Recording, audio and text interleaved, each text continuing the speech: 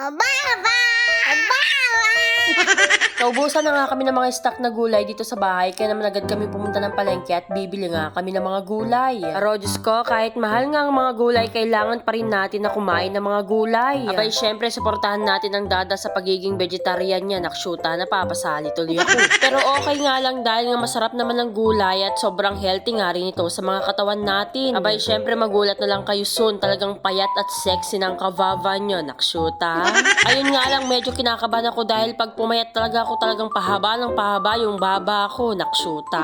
Abay, syempre, kung kakain nga tayo ng gulay, dapat kakain rin tayo ng mga prutas katulad nito. Diyos ko, tinitignan mo pa lang talagang napakasarap na. O diba, kung bibili ka ng mga milk tea na hindi pa healthy, kagaya ng mga burger at fries, Diyos ko, magprutas ka na lang. Dahil kung kaya mong bilhin yung milk tea, Diyos ko, kayang-kaya mo ding bilhin ang mga prutas na to. Abay, tama na nga ako sa kakangaw-ngaw ko dito at nandito na nga kami sa loob ng palengke, kaya naman umpisan na ni Dada na mamili ng mga kailangan niyang gulay. Abay, sa mga hindi namamalengke dyan, tignan nyo kung gaano kamahal ngayon yung mga presyo ng mga gulay. Nakshuta.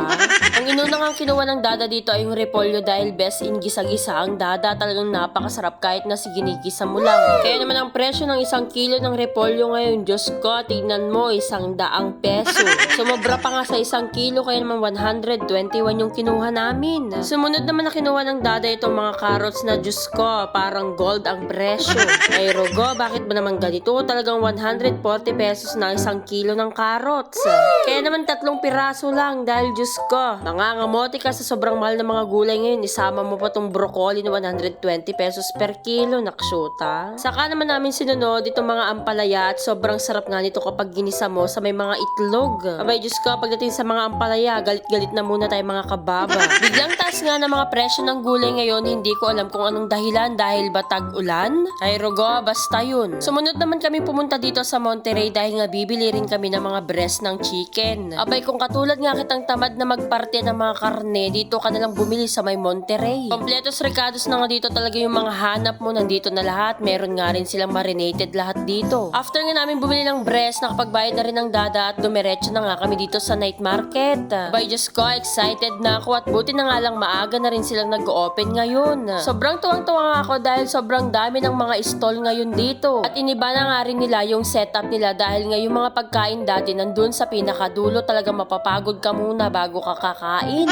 O loko, pero ngayon nasa bungad na, talagang pagbungad mo pa lang, Diyos ko, tinatawag ka na ng mga pagkain na yan. Abay, syempre kung ikaw naman tong si Dorbab, push na push mo rin naman kumain agad. Katulad ko. Sakto rin naman ang pagkakita namin, nag-open rin pala sila ate ko. At katabi nga lang din nila dito yung Max Ilocos Empanada. Ay, Rogo, lalayo ka pa ba? Meron ka na nga pambara, meron ka pang panlunok. Nakshuta. Kaya naman kung nais mong mabusog agad, dito ko na pumunta sa may Empanada Max, sabay inom ka na rin ng juice ni Teofis.